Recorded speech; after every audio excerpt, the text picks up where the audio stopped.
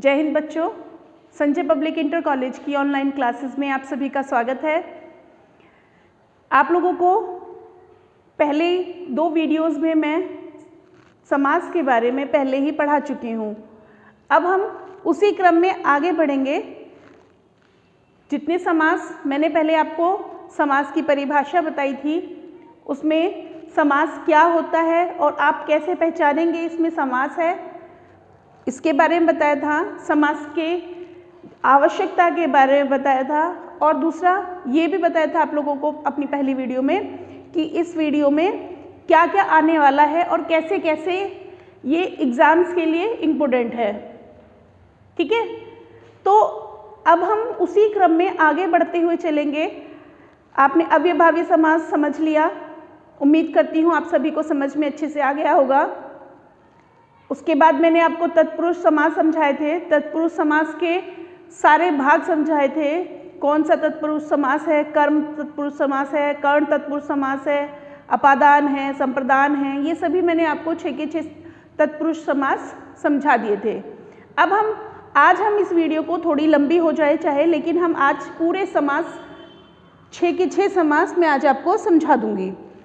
तो उसी क्रम में आगे बढ़ते हैं, शुरू करते हैं। समास के अंदर आपका अगला भाग आता है कर्मधारय समास। मैंने आपको 2 समास पहले बताए थे, अव्ययभावी समास और तत्पुरुष समास। तो ये आपका समास कौन सा हुआ? तीसरा। ठीक है, इसीलिए हम इसको भाग के रूप में यदि लिखें हमारी वीडियो का तो 3 लिख सकते हैं, जिससे आप लोगों को पहचान रहे। ठीक है, तो ये इसका भाग 3 में आप कर्म तत्पुरुष समास समझते हैं। मैं अपने जितने भी समास में आप लोगों को समझा रही हूँ, ये पहले भी मैंने आप लोगों को बताया है, अपनी हर वीडियो में आपको रिपीट करती हूँ कि ये कक्षा 6 से लेकर कक्षा 12 तक एग्जाम्स में कि दृष्टिकोण से इम्पोर्टेंट हैं, व्याकरण के रूप से दृष्टिकोण से इम्पोर्टेंट हैं। यहाँ तक कि आप जितने भी कंपटीशन लेवल पर आप जहाँ हिंदी आने वाली है, हिंदी विषय जिसमें आता है, जिस भी कंपटीशन में, उस हर कंपटीशन में समास बहुत गहराई तक आते हैं, बहुत विस्तृत रूप में आते हैं। इसीलिए मैं छोटे सेक्शन से लेकर बड़े सेक्शन तक हर रूप में इस समास से बाहर जो मैंने आपको समझा दिया है, किसी भी कंपटीशन में बैठ जाइएगा तो इससे बाहर एक भी प्रश्न नहीं आता। लगभग 99.9% तो आपका पेपर समास से संबंधित प्रश्न यदि आते हैं तो मेरी पढ़ाई हुई वीडियो से बाहर नहीं आएंगे। इसके अलावा मैं आप लोगों को अपने डिस्क्रिप्शन बॉक्स में PDF बनाकर अपने नोट्स की उसमें डाल दूंगी, मैं वीडियो PDF बना के डाल दूंगी, तो आप उस PDF को डाउनलोड कर सकते हैं, उसके प्रिंट आउट निकाल लीजिएगा, तो आपको रेडीमेड बने बनाए नोट्स आसानी से मिल जाएंगे। ठीक है, तो ये सब चीज़ जो मैं आप लोगों को ब्लैक बोर्ड पर लिख के बताती हूँ, वो सभी आपके PDF में मिलेंगे। साथ में आपके एक टेस्ट सीरीज होगी, टेस्ट क्वेश्चंस होंगे, उसमें हम इसके बारे में डिस्कशन करेंगे। चलिए अब हम आगे बढ़ते हैं, बाकी की बातें लगातार करते रहेंगे। किसी तरह की कोई समस्या यदि आप लोगों को आती है तो आप हमें कमेंट बॉक्स में लिखकर बता सकते हैं। तत्पुरुष समास। तत्पुरुष समास में मैंने आपको पहली वीडियो में बताया था कि 2 पद होते हैं, पहला पद और दूसरा पद, वही तभी समास बनता है। तो पहला पद जो होगा इसके अंदर कर्मधारय तत्पुरुष समास में जो पहला पद होगा वो विशेषण, या तो विशेषण होगा या उसका उपमान होगा। ठीक है, किसी न किसी चीज़ की, किसी न किसी पद की विशेषता को बताता होगा। दूसरा पद है विशेष्य, इसी की विशेषता को ये बताएगा। ठीक है, और ये दूसरा पद हमेशा प्रधान होगा। यदि कहीं ना कहीं अगर हम शॉर्ट ट्रिक के फॉर्म में पूछें तो रंगों के बारे में अक्सर जिक्र करते हैं। आप अगर इसके बहुत सारे उदाहरण यदि देखते हैं तो आप अधिकता में क्या पाएंगे, 100% नहीं, अधिकता में मिलेगा आपको रंगों के विषय में कहीं ना कहीं पहले रूप नाम पे रंगों का वर्णन हो रहा होगा, जैसे श्याम वर्ण। ठीक है, नील कमल, तो नील मतलब नीला रंग आ गया। तो अक्सर ऐसे एग्जाम्पल्स आप अगर एकदम से देखकर पहचानना चाहते हैं तो आप ये पहचान सकते हैं कि आगे की तरफ विशेषण होगा। विशेषण मतलब कि उसकी विशेषता बताता होगा और उस विशेषण में भी उसके बारे में जिस रंगों का अधिकतर जिक्र होता है। ठीक है, ये तो मैंने आपको सिर्फ रैंडमली आप पहचान लें, इसकी पहचान बताई है। अगर हम इसके बारे में आगे पढ़ते हैं कि इसमें दो कर्मधारय समास भी दो प्रकार का होता है। पहला हो गया आपका विशेषण विशेष्य कर्मधारय समास, जिसमें विशेषण बताया जाता है। जैसे कि इसमें एक शॉर्ट ट्रिक ये है कि जिसमें है जो वर्ड आएगा, ठीक है, आप इसे देखते ही पहचान लेंगे कि इसमें लिखा होगा है जो नहीं है और जो, तो वहां पर विशेषण विशेष्य कर्मधारय समास आ जाएगा। कई बार ऐसा होता है कि आप लोगों को दे दिया चरण कमल, बताइए इसमें कौन सा कर्मधारय समास है, उसमें लिख दिया विशेषण विशेष्य कर्मधारय समास, उपमेय कर्मधारय समास, द्विगु समास और द्वंद्व समास। अब आप कंफ्यूज हो जाओगे, ये है तो कर्मधारय समास, पर हमने तो कभी पढ़े ही नहीं है, हमें तो सिर्फ एक कर्मधारय समास पढ़ाया गया था। अब ये तो आपने आज से पहले कभी नहीं पढ़ा होगा कि कर्मधारय समास के भी दो भाग होते हैं, ठीक है। तो क्योंकि आपने नहीं पढ़ा इसीलिए मैं लेकर आई हूँ, जिससे आप ये ना कह सकें कभी भविष्य में कि ये तो हमने पढ़ा ही नहीं। आप यदि वीडियोस मेरी देखते रहेंगे तो आपको मैं हमेशा वो चीज़ लेकर आने की कोशिश करती हूँ जो कोई नहीं लेकर आता, कुछ स्पेशल होता है, ठीक है। तो ये है आपका विशेषण विशेष्य कर्मधारय समास। इसकी पहचान क्या बनती है जो। जैसे आप कहते हैं स्वर्ण कमल, ठीक है, तो स्वर्ण कमल, स्वर्ण के समान है जो कमल, क्या है, स्वर्ण के समान है जो कमल। तो इसकी पहचान ये रहेगी कि इसमें आ गया ना, देखो है और जो। दूसरा है नील कमल, स्वर्ण देखो एक रंग का ही नाम होता है ना, मैंने भी आपको बताया था रंगों के बारे में अक्सर वर्णन होता है।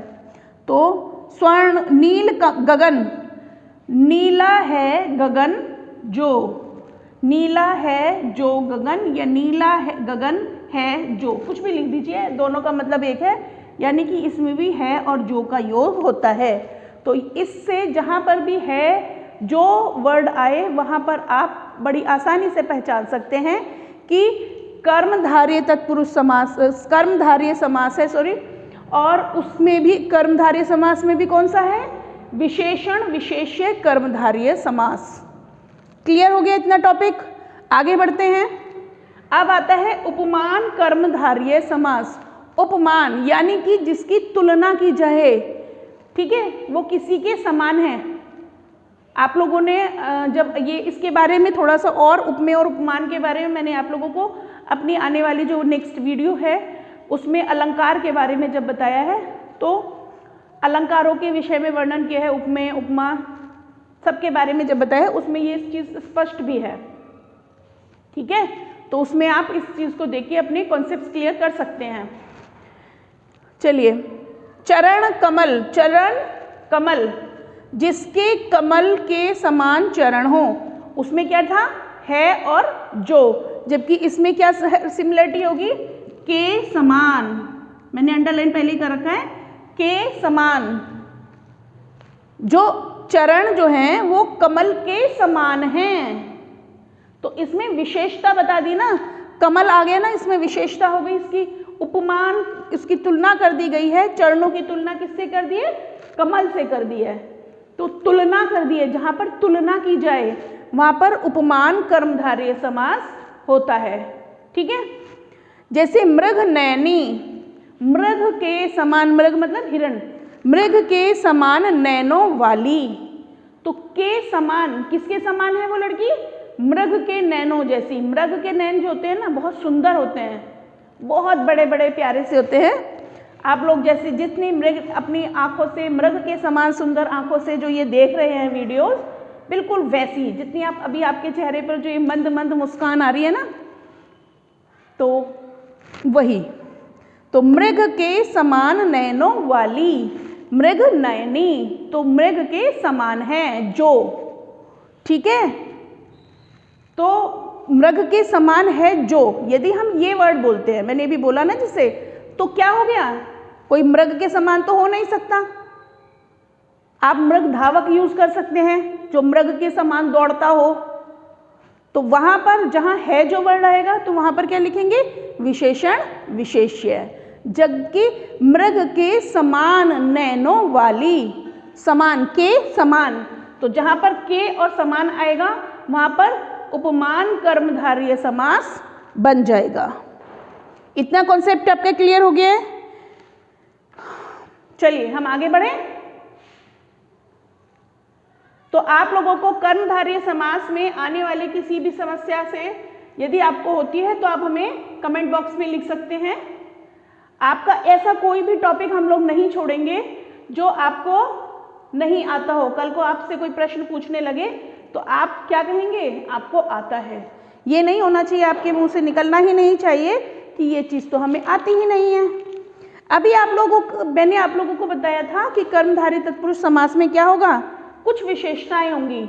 एक तो रंगों का नाम जरूर होगा, रंगों का नाम का प्रयोग, ठीक है, पहली विशेषता तो ये होगी। दूसरी, कहीं ना कहीं विशेषण का प्रयोग जरूर होगा, विशेषण, ठीक है, विशेषण का प्रयोग होगा, ठीक है। विशेषण तो समझ में आता ही होगा, कोई ना कोई किसी न किसी चीज़ की विशेषता को बताता हो, वो विशेषण है, ठीक है। और यहाँ पर उपमान या उपमेय का प्रयोग होगा, उपमेय, ठीक है, उपमेय, ठीक है, उपमेय का प्रयोग होगा। क्लियर? तो इतनी चीज समझ में आ गई विशेषण और विशेष्य में। अगर हम इसके समझ में आए तो अब मुझे उदाहरण के तौर पे मैं आप लोगों को बता रही हूँ, ध्यान से देखना, मुझे जरा बताना, आप लोग अपने आप सोच के बताओ कि क्या है इसके अंदर। यदि आप लोगों ने सुना होगा, बहुत शब्द सुना होता है, ये होता है काली मिर्च। तो आप इसको जरा समास विग्रह करके देखिए। ये तो हो गया हमारा क्या, समस्त पद। तो समस्त पद में ये हमारा पूर्व पद, ये हमारा दूसरा पद, द्वितीय पद। तो हम इसका समास विग्रह करेंगे तो क्या कहेंगे, काली है मिर्च जो।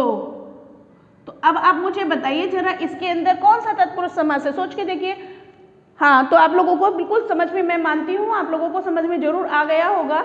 आप लोगों का रिएक्शन देखने से मुझे पता चल रहा है कि इसके अंदर विशेषण विशेष्य तत्पुरुष कर्मधारय समास है, क्योंकि इसमें है और जो आ गया है। दूसरा, इसमें रंगों का प्रयोग हुआ है, ठीक है।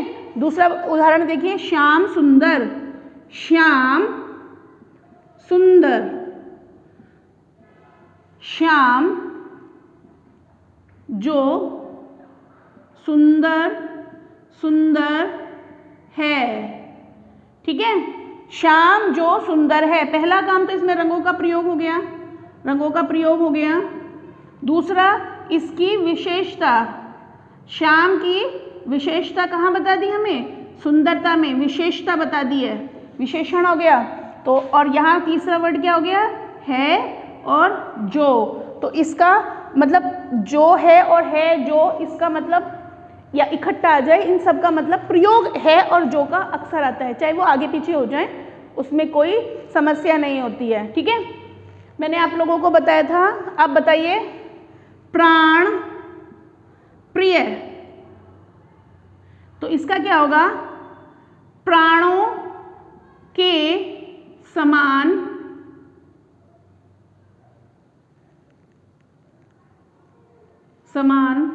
प्रिय, प्राणों के समान प्रिय, के समान, तो जो प्राणों के समान प्यारा हो, मतलब वो हमारे प्राणों के समान प्यारा है।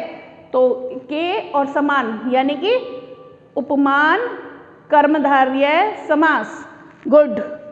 अंतिम और देख लीजिए, एक और उदाहरण देख लीजिए, तो फिर मुझे ऐसा लगेगा कि आप लोगों को समझ में अच्छी तरह से आ चुका है ना। तो लोह पुरुष, तो आप लोगों के दिमाग में चलना शुरू हो गया, दिमाग में लगाना शुरू करो, लोहे के समान पुरुष, लोहे के समान पुरुष, ठीक है, लोहे के जैसा है वो पुरुष, लोह पुरुष, ठीक है। तो वो लोह पुरुष कौन थे, हाँ, तो सरदार पटेल जी के बारे में आप लोगों ने सभी ने सुना होगा, लोह पुरुष बोलते थे उन्हें, आयरन मैन, ठीक है। इतना आप लोगों को समझ में आ चुका है। चलो चलो फिर हम आगे जल्दी बढ़ते हैं, क्योंकि फिर आगे बहुत सारी वीडियोस है, बहुत सारे टॉपिक्स रहता है अभी, है ना। तो हम ज़्यादा देर नहीं करेंगे, लेकिन समझ के अच्छे से तैयार होने के बाद ही आगे के समास बहुत आसान है, जल्दी जल्दी हो जाएंगे। अब मैं सबसे आसान समझाती हूँ तुम्हें। दिगु दिगु दिगु दिगु दिगु नाम सुना होगा, दिगु दिगु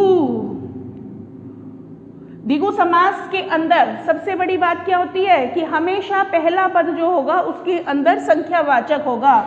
जो पहला पद होगा, पहला पद तो समझ में आता होगा ना। पहला पद क्या है?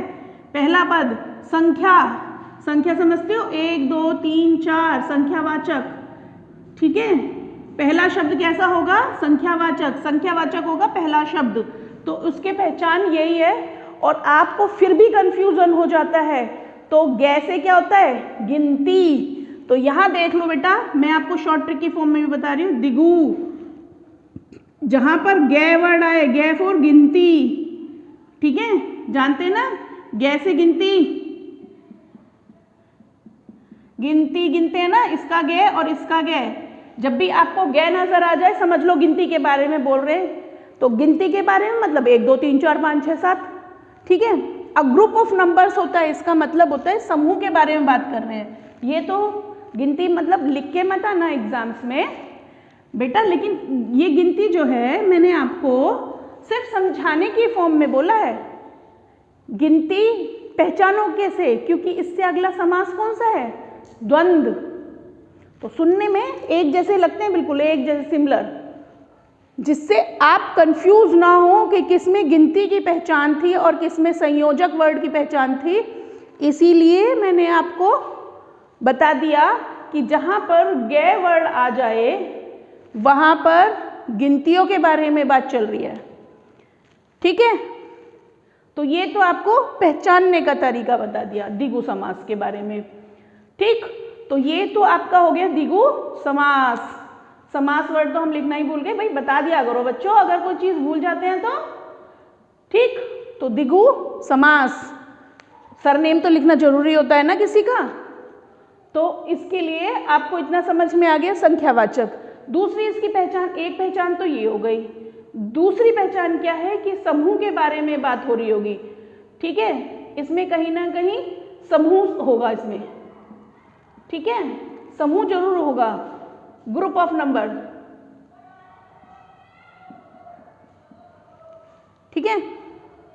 ग्रुप्स ऑफ नंबर्स के बारे में बात करेंगे। अभी थोड़ा सा समझने में कंफ्यूजन हो रहा होगा, तो उदाहरण के तौर पर देख लीजिए, चौराहा, ठीक है, चौराहा। तो 4 वर्ड आ रहा है ना, पहले 4 संख्या आ गई ना, 1 2 3 4। चौराहा सुना होगा ना नाम आप लोगों ने। तो 4 राहों वाला रास्ता, ये हो गया हमारा समास विग्रह। 4 राहों वाला यानी कि यहां पर आ गई संख्या, ठीक। तो आपकी हर जगह पर संख्या जरूर बनेगी। जैसे कि अब आप देख लो, त्रिकाल, त्रि वर्ड आ गया ना, 3, त्रि माने 3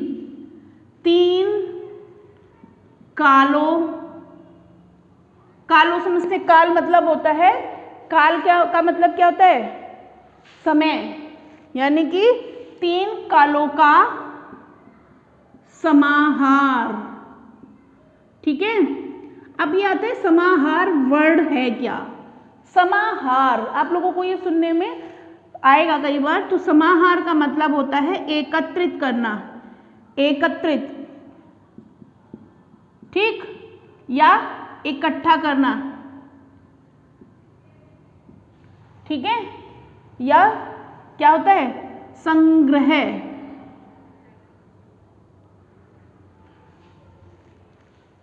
क्लियर।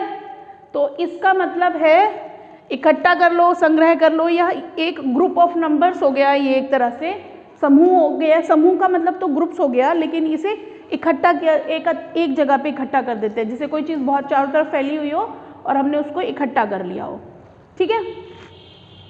तो 3 कालों का समाहार मतलब इकट्ठा हो गया है तीन काल, नवग्रह, नाम सुना होगा आप लोगों ने, नवग्रह,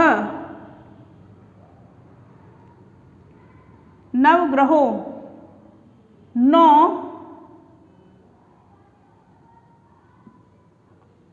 बार बार इसका ग्रह ये वाला घर वाला बन जाता है ना, 9 ग्रहों का समाहार। ठीक, तो यहाँ पर देखो ये भी संख्या आ गई, ये रही संख्या, ये रही संख्या। तो इसमें हर जगह पर क्या होगा, हमेशा संख्या सूचक शब्द पहले लिखा हुआ होगा।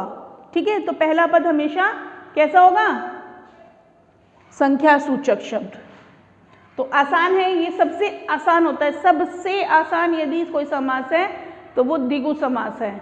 लेकिन आगे जब आप इन्हें पढ़ोगे, द्वंद्व पढ़ोगे और पढ़ोगे तो कन्फ्यूज़न होना शुरू हो जाएगा। ठीक है, तो इसीलिए मैं आपको बार बार समझा रही हूँ कि इसके अंदर ये चीज़ का ध्यान रखना है आपको कि इसमें एक ग्रुप ऑफ नंबर्स होने जरूरी हैं, समूह होना जरूरी है। समूह होगा किसी न किसी एक जैसी चीज़ का। ठीक है, एक समान होगा समूह, जो भी मतलब समूह होगा, जो ग्रुप होगा वो एक जैसा होगा। जैसे यदि आप दीवार है तो दीवार में एक जैसी ईंट लगी हुई होंगी, तभी वो क्या है, दीवार बनती है। हालांकि दीवार आपका द्विगु में नहीं आएगा, मैंने तो सिर्फ उदाहरण दिया है। ठीक है, तो कोई भी एक अंग यदि कोई बनता है, कोई एक ऑर्गन बनता है, तो उसके अंदर की जो सेल्स होंगी वो एक जैसी होंगी, तो वो यहाँ पर द्विगु समास है। जैसे यहाँ पर चौराहा और पंचराहा। ठीक, दुधारी, दो धार वाली तलवार होती है ना, दुधारी तलवार सुना होगा ना, तो दुधारी मतलब दो धारों वाली तलवार। तो ऐसे जितने भी होंगे, त्रिशूल, भगवान शिव का जो वो है धारण करते हैं जिसे त्रिशूल, है ना, तो अस्त्र, तो उस अस्त्र में 3 शूल हैं, इसीलिए उसको 3, यानी कि हर शूल एक जैसा है। ठीक है, तो ये पहचान मुख्य है। इस पहचान को हमेशा याद रखना कि द्विगु समास में पहली जो भी होगी वो संख्या तो होगी ही होगी, लेकिन उसमें जो समूह होगा वो एक जैसी चीजों से मिलके बना हुआ होगा। ठीक है, चलिए अब हम चलते हैं आगे। द्विगु समास के बाद बेटा अब कौन सा आता है समास, अगर आप लोग पढ़ रहे होंगे तो इस चीज़ का आप लोगों को मालूम भी होगा, पर आप लोग ये भी सोच सकते हैं कि हमें क्या पता, मैडम कौन सा कराने लगे, है ना। तो हम आप लोगों का सरप्राइज, आप लोगों की सोच के हिसाब से ही चलेंगे। हम जानते हैं कि बच्चे बहुत सारे सोच रहे होंगे कि द्वंद्व ही कराएंगी मैम, तो द्वंद्व समास। ठीक है, द्वंद्व समास क्लियर हो गया। इसमें दोनों पद ही प्रधान होते हैं, पहला पद भी प्रधान है, दोनों पद प्रधान है। दोनों अपने आप में बहुत पावरफुल है भाई, दोनों ही बहुत पावरफुल व्यक्ति हैं इसमें, पहला पद भी और दूसरा पद भी, दोनों पद क्या हैं, प्रधान हैं, प्रधान, पावरफुल। पहली पहचान इसके अंदर। दूसरी पहचान क्या होती है, इसमें योजक चिन्ह समझते हैं आप लोग, योजक चिन्हों के बारे में पता है आप लोगों को, नहीं पता, तो जो इस तरह का होता है ना, जोड़ने वाला, योजक चिन्ह का मतलब होता है जो जोड़ता है, जो योजक चिन्ह किसी एक चीज को जोड़ देता है। योजक चिन्ह ऐसे जो लग जाता है ना दो चीजों के बीच में, योजक चिन्ह का प्रयोग होता है इसका। ठीक है, दो योजक वर्ड होते हैं इसमें। ये भी दो तरह के हो जाते हैं, ये भी कई भाग है इसमें, है ना। तो इसके अंदर मुख्य तौर पर जैसे कोई वर्ड जुड़ा हो और से, और का प्रयोग, तथा का प्रयोग, यदि का प्रयोग, इत्यादि का प्रयोग, या का प्रयोग, आदि का प्रयोग, ऐसे किसी न किसी शब्द का जो योजक शब्द है, इनका प्रयोग जो होता है उसका लोप होता है, का लोप होता है, लोप, आदि का लोप हो जाता है। ठीक है, समझ में आ गया इतना। तो ये आप लोगों के मुख्य 3 भाग हो जाते हैं। इसको हम 3 भागों के हिसाब से पढ़ सकते हैं। ये पद द्वंद्व, द्वंद्व का मतलब होता है दो, देखो देखने में पता चलता है, द्वंद्व का मतलब होता है जैसे दो आदमी आपस में लड़ रहे हों। अब इसको भी ऐसे ही समझ लो, देखो एक ये रहा द, एक ये रहा द, ठीक है। और न को अगर हम लोग ऐसे करने की बजाय इसे हटा दें तो बन गया ना योजक चिन्ह। एक द और एक द के बीच में योजक चिन्ह है ना।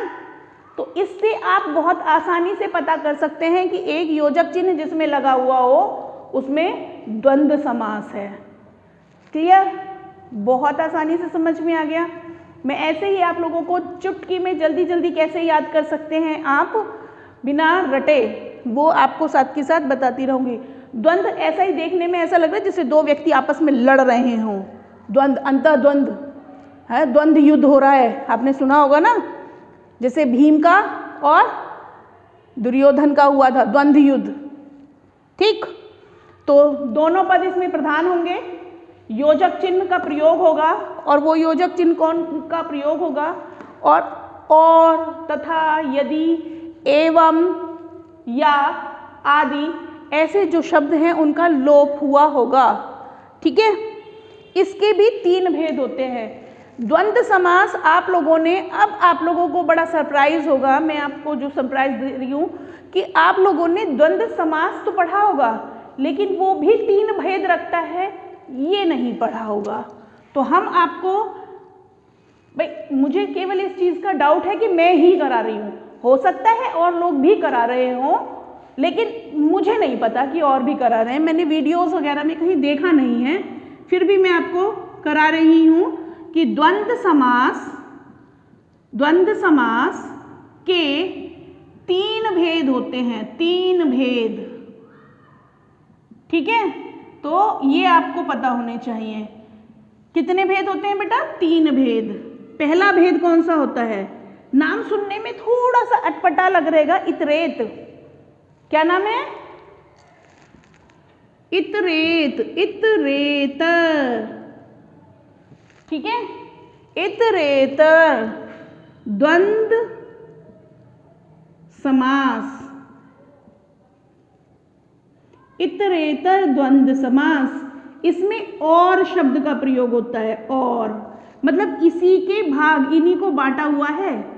ठीक है, तो इसमें और शब्द का लोप है, और शब्द का लोप। ये जो आपका यौगिक वर्ड है, ये योजक वर्ड है, इसका लोप हुआ होता है द्वंद्व समास के अंदर। ठीक है, तो जैसे कि उदाहरण के तौर पे आप यदि देखें तो राधा कृष्ण, तो राधा और कृष्ण, आप लोग देखिए राधा और कृष्ण, इन्हें तो कोई वैसे भी जुदा नहीं कर सकता, लेकिन इसमें और शब्द का लोभ, एक शब्द और दूर बढ़ा रहा था, राधा और कृष्ण की दूरी और बढ़ा रहा था, और तो उसे हटा दिया गया और राधा कृष्ण बन गया। ठीक है, तो राधा और कृष्ण, अगर हम समास विग्रह करते हैं राधा कृष्ण का, सीता राम, सीता और राम। ठीक है, अब आपकी सबसे ज्यादा कंफ्यूजन से इस चीज को आप हमें ध्यान रखना है, जैसे आपका आता है 25, मैंने ये इसीलिए विशेष तौर पर आपको बताया था 25। 25 क्या है? आप अगर अचानक से एग्जाम्स में आ जाएगा तो आप लोगों को लगेगा कि अरे ये तो संख्यावाचक शब्द आ गया, संख्या यदि आ गई तो ये कौन सा हो गया? मैंने अभी आपको पहले क्या बताया था? गिनती, गिनती यानी कि द्विगु समास। ठीक है, तो अब यहाँ पे बच्चे के आगे कंफ्यूजन शुरू हो जाता है कि ये द्विगु समास है या द्वंद्व समास है। तो आप लोगों को ध्यान रखना है कि 25 किसी एक संख्या का योग नहीं है, वो दो चीजों का योग है, जैसे कि 5, ठीक है, और 20, सॉरी और को मैं प्लस में लिख दिया तो ये हो गया, और 5 और 20 का समूह है। 20 तो एक जैसे हैं, 1 2 3 4 5 6 7 8 9 10 11 12 13 14 15 16 17 18 19 20।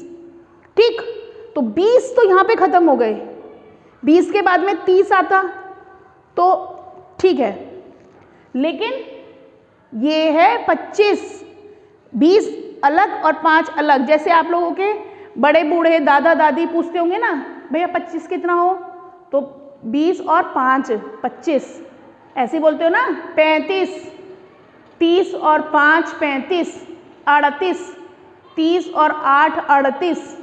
तो इस तरह की जो संख्या हैं वो हमेशा द्वंद्व समास में आएंगी, क्योंकि उनके बीच में और शब्द का प्रयोग होता है। ठीक है, तो क्लियर हो गया। एक और बता देती हूँ उदाहरण आपको। 36 तो आपको समझ में आ ही गया होगा बेटा। 36 36 संख्याओं, अरे आजकल के बच्चे अंग्रेज हो रहे हैं बिल्कुल। तो 36 क्या है, 6 और 30 का संयोग 30। ठीक है, 6 और 30 का संयोग है 36। तो ये बहुत इंपॉर्टेंट है, इस चीज को आप हमेशा याद रखेंगे। इसको इंपॉर्टेंट के रूप में ही याद रखना, क्योंकि ये बहुत कंफ्यूज करने वाली चीजें हैं और जल्दी से कहीं आप लोगों को वीडियो में मिलेंगी नहीं। इतरेतर द्वंद्व समास क्या होता है, पहला तो यही नहीं मिलेगा, और अगर मिलेगा तो ये ऐसे वर्ड आपको कंफ्यूज कर देंगे। ठीक है, तो कुछ नया है कि नहीं, तो आप इसको लगातार देखते रहें तो हमें भी अच्छा लगेगा। और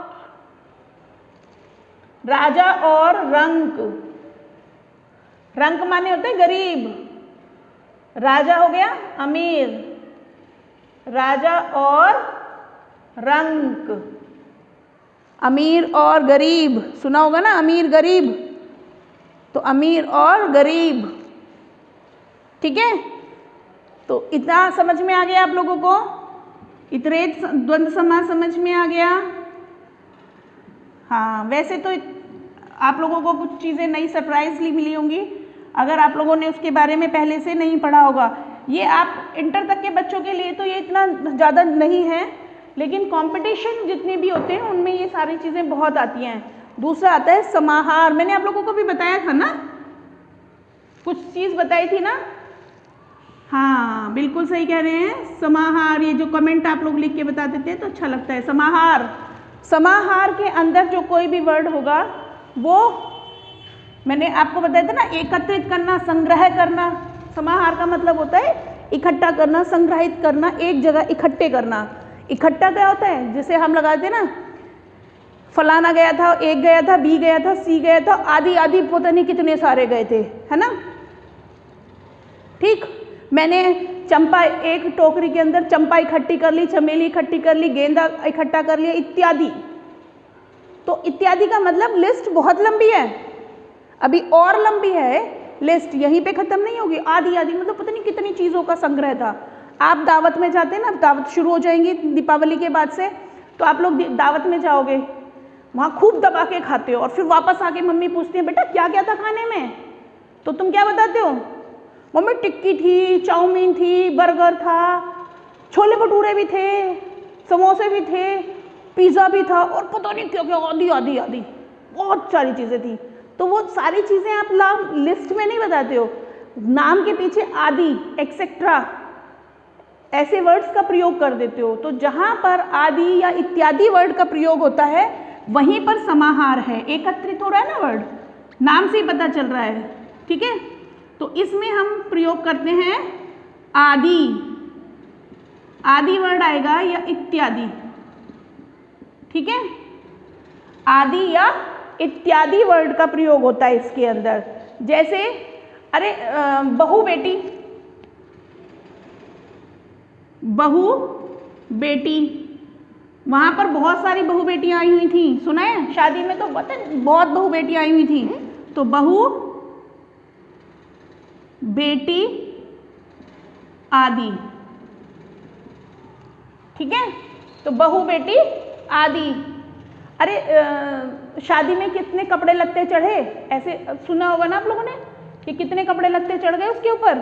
तो आप कपड़े लत्ते आदि, एक कपड़ा, एक शर्ट नहीं पूछ रहे हो आप, एक लत्ता नहीं पूछ रहे, लत्ते मतलब कपड़ों को ही बोलते हैं।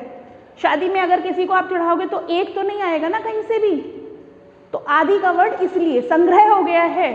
आप दहेज में जब चढ़ाते हैं तो क्या लिखते हैं, कितने कपड़े लत्ते दें, है ना, सुना होगा ना, लत्ते, लत्ता। तो कपड़ा,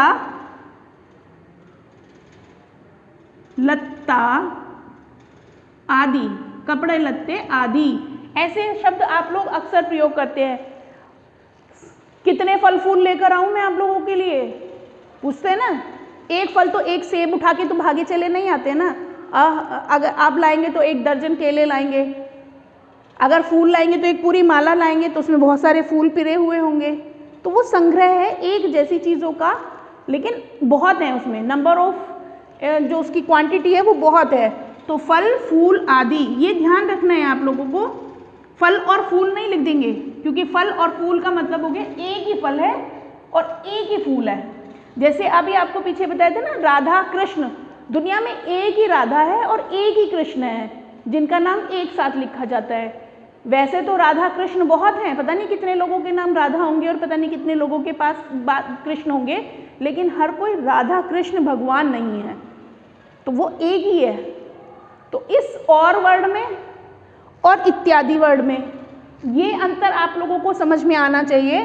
फूल और फल, तो फूल और फल का मतलब है फूल भी बहुत हैं और फल भी बहुत हैं, इत्यादि। ठीक है, तो ये चीज आपको क्लियर हो जानी चाहिए। नाम से भी पता चल रहा है समाहार यानी कि एकत्रित करना, तो इसमें आपके कहीं से भी कहीं तक कोई भी कंफ्यूजन वाला चीज है ही नहीं। ठीक है, मैं समझती हूँ कि आप लोगों को समझ में आ रहा होगा सब कुछ, बहुत बढ़िया वाला, मज़ेदार। आप पढ़ने में भी मज़ा आ रहा होगा, आप लोगों को आ रहा है ना। तो इस चीज़ को लगातार बने भी रहिएगा, हमें भी अच्छा लगेगा।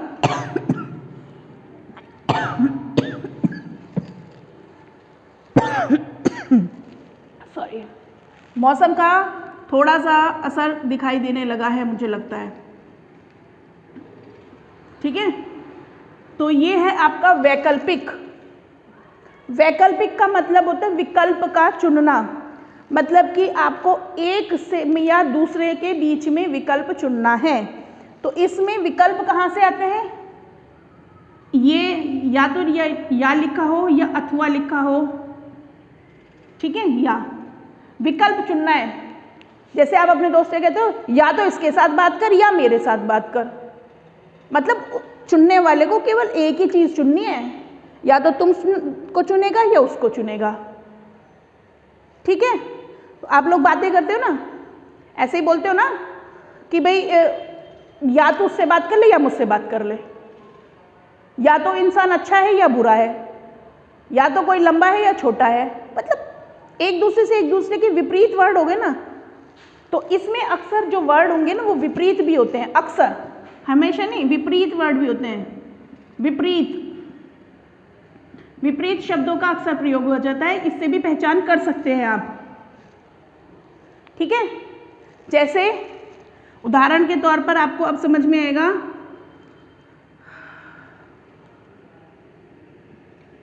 धर्म अधर्म। ठीक है, धर्म अधर्म, इसको यदि हम लिखा आएगा तो ऐसे लिखा आएगा, धर्माधर्म, एक साथ 2 वर्ड हो गए, धर्म अधर्म। ठीक है, तो आपका समास विग्रह कैसे होगा, धर्म या अधर्म। ठीक है, धर्म या अधर्म, ऐसा लिखा सकता है, यश अपयश, किताबों में लिखे हुए देखते होंगे ना, ऐसे मार्क भी लगा सकता है कई बार, तो भी आप लोगों को पता ही है, ये तो संयोजक शब्द है, द्वंद्व समास के अंदर आना ही है। तो यश, या तो किसी का यश होगा, है ना, या तो यश फैलेगा, या फिर क्या होगा, अपयश होगा। ठीक है, तो या तो यश होना है या अपयश होना है। ठंडा गरम, अरे कोई गेस्ट आ जाते तो पूछते हो ना क्या लोगे, ठंडा गरम। आप ऐसे नहीं पूछते हो ठंडा या गरम लोगे, आप पूछोगे क्या चलेगा, ठंडा गरम। तो इसमें या वर्ड का लोप है।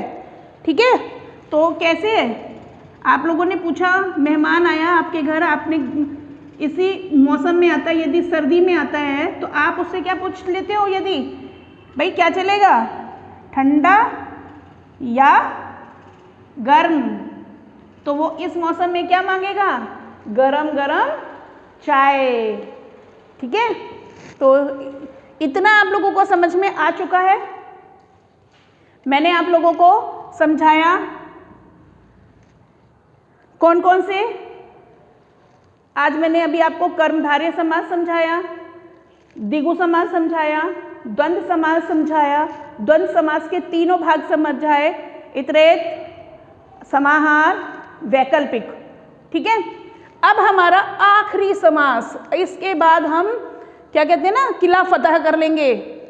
आपको सारे समास याद हो चुके होंगे, आप देखते ही पहचान लेंगे। पीडीएफ में जब आपके कुछ क्वेश्चंस और पड़े होंगे, इतने और बहुत सारे समास आप लोगों को हम साथ में पीडीएफ की फॉर्म में दे देते हैं, जिससे कि आप लोगों को आसानी से पहचान हो जाए। कुछ वर्ड ऐसे होते हैं ना कि बिल्कुल भी नहीं पहचान पाते, तो ऐसे समासों के लिए हम लोग आपको क्या देंगे?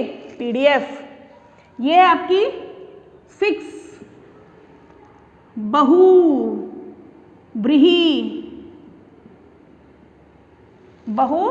ब्रीहि समास, ही बहुब्रीहि समास,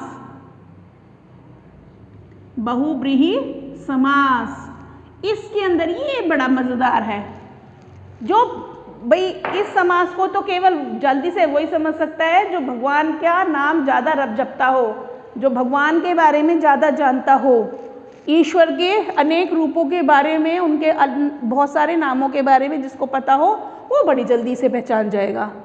बहुव्रीहि समास में ना तो पहला पद ना ही दूसरा पद, इनमें से कोई सा भी एक पद जो होता है वो प्रधान नहीं होता, प्रधान नहीं है, क्रॉस बिल्कुल भी नहीं है प्रधान। इसमें भाई पहला पद अलग है, दूसरा पद के साथ में कोई तीसरा पद ही, जो तीसरा पद होगा ना वो पद, उसका अर्थ कुछ और ही निकल कर आ जाता है, कोई तीसरा ही अर्थ निकल आता है। मतलब उसमें पहला पद कुछ और लिखा है, दूसरा पद कुछ और लिखा है, और असली जो निकल के आता है ना कैलकुलेशन, तो वो तीसरा ही निकल के आता है। ठीक है, तो इतना आप ध्यान रखेंगे। इसमें सबसे अच्छा तरीका ये है पहचानने का कि इसमें भगवान के नाम आते हैं। ठीक है, जैसे उदाहरण के तौर पे मैं आपको बताती हूँ, पीतांबर,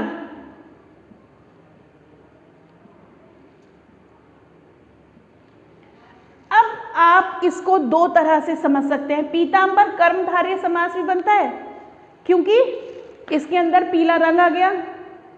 ठीक है, और इसका समास विग्रह करने पर भी आप कह सकते हैं पीला है अंबर जिसका।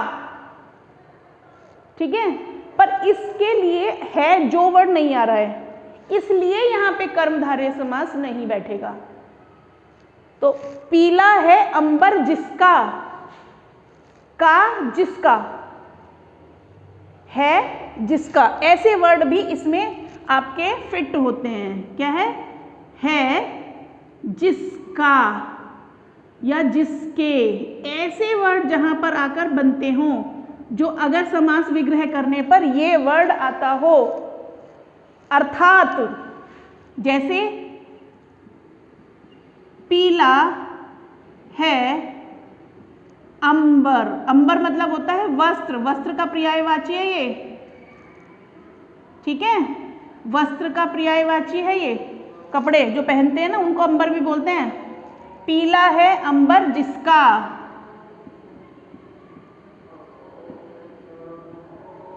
कौन है पीतांबरधारी? अर्थात श्री कृष्ण, अर्थात श्री कृष्ण। तो आप ये देखो, हम जिक्र कर रहे हैं पीले रंग का, अंबर का। पहला पद हमारा पीला हो गया, दूसरा पद हमारा अंबर हो गया। तो ना पहला पद से मतलब है ना दूसरे पद से मतलब है, इन दोनों को जोड़ के अर्थ कुछ और निकला समास विग्रह करने पर, और समास विग्रह करने पर जो अर्थ निकल कर बाहर आया वो कुछ और ही आया। तो ये सबसे आसान है कि बहुव्रीहि समास में जो अर्थ निकल के आता है समास विग्रह करने पर उसका जो अर्थ होता है वो कुछ और ही होता है, वहाँ पर बहुव्रीहि समास होता है। ठीक है, जैसे आप सुनिए, पढ़ के देखिए, पंचानन। अब यहाँ पर आप कंफ्यूज हो सकते हैं कि यहाँ पर क्या है, 5 सिर हैं। अगर ऑप्शंस में आपके लिखा आ जाए बहुव्रीहि समास नहीं है तो द्विगु समास लिखा हुआ होगा तो आप वहाँ द्विगु लगा कर आएंगे, लेकिन अगर बहुव्रीहि समास है तो आप वहाँ बहुव्रीहि समास लगा के आएंगे, क्योंकि 5 हैं आनन। आनन का मतलब होता है मुख, जिसके, भाई 5 मुख किसके होते हैं मालूम है आपको? 5 मुख। चतुर्भुज का मतलब तो आपके भगवान विष्णु हो गए, है ना। चतुर्भुज का मतलब क्या हो गया? भगवान विष्णु, क्योंकि उनकी 4 भुजाएं हैं। चतुर्मुख यानी कि ब्रह्मा जी हो गए, क्योंकि उनके 4 मुंह हैं। अब भगवान कौन हैं जिनके 5 मुंह हैं? भगवान शिव, अर्थात शिव। ठीक है, समझ में आ गया? तो ऐसे सभी भगवान जिनके बारे में हम बहुत सारे हैं अभी आपके, जैसे दीर्घ बाहु। दीर्घ मानने होता है लंबी, दूसरा देख लो अभी, दीर्घ बाहु लंबी हैं भुजाएं जिसकी, अब बताओ जल्दी से कि लंबी भुजाओं वाले कौन हैं? भगवान, बोलो जल्दी से, भगवान विष्णु। भगवान विष्णु, शाबाश। तो ऐसे बहुत सारी चीज़ें जिसमें आपको, जैसे पशुपति है ना, दशानन, 10 हैं सिर जिसके, बताना जरा किसके हैं 10 सिर? रावण के। वेरी गुड, आप बड़े समझदार हो रहे हैं, मतलब वीडियो में आप लोगों को आनंद आ रहा है ना, आ रहा है ना बच्चे? तो ऐसे ही आप लोग सभी आनंद लेते रहिए, पढ़ते रहिए। मैंने आप लोगों को सबसे पहले समास की परिभाषा समझाई, परिभाषा के बाद में मैंने आप लोगों को समास के बारे में बता दिया, आपको अव्ययभावी समास के बारे में बता दिया जिसमें अव्यय आते हैं। उसके बाद में मैंने तत्पुरुष समास बताए जिसमें आपके काकी के रारी रे कारक का लोप होता है। उसके बाद मैंने कर्मधारय समास बताए, वो सभी समास जिसमें रंगों की पहचान होती है जो आता है या के समान आता है। उसके बाद मैंने आपको द्विगु समास बताया जिसमें संख्या से संबंधित कोई ना कोई चीज़ अवश्य आती है या फिर ग्रुप होते हैं। ठीक है, फिर मैंने आपको द्वंद्व समास बताए। द्वंद्व समास वो सभी समास जिसके अंदर 2 चीज़ों में योजक शब्दों का प्रयोग होता है। उसके 3 भाग बताए, इतरेथ द्वंद्व समास, समाहार द्वंद्व समास और वैकल्पिक द्वंद्व समास। तो वो आपको या इत्यादि यदि से संबंधित होते हैं संयोजक वर्ड, और इनका लोप हो जाता है जहाँ पर ये वाले समास होते हैं। इसके बाद मैंने आपको अंतिम बताया बहुव्रीहि समास, जिसमें समास विग्रह करने पर नाम कुछ और होगा और अर्थ उसका कोई दूसरा ही निकल के आएगा। इसमें अक्सर भगवान के विषय में बात करते हैं। तो मैंने आपको पूरी वीडियो में सारे तीनों वीडियो का सार अभी मैंने 2 मिनट में आपको पूरे अच्छे से समझा दिया है। आप इस वीडियो को ध्यान से देखिए, समझते रहिए, और जो आपको नोट्स प्राप्त होंगे उन सबको, जो आपको जो भी नोट्स मिलेंगे PDF के माध्यम से, उनको पढ़ो, लिखो और अच्छे से अंक लेकर प्राप्त करना। कंपटीशन में कोई क्वेश्चन आपके हाथ से नहीं निकलना चाहिए। इस वादे के साथ आज की मैं अपनी वीडियो समाप्त करती हूँ। अगले वीडियो में हम आपको नेक्स्ट वीक फिर से मिलेंगे। ठीक है, ऑल द बेस्ट, जय हिंद।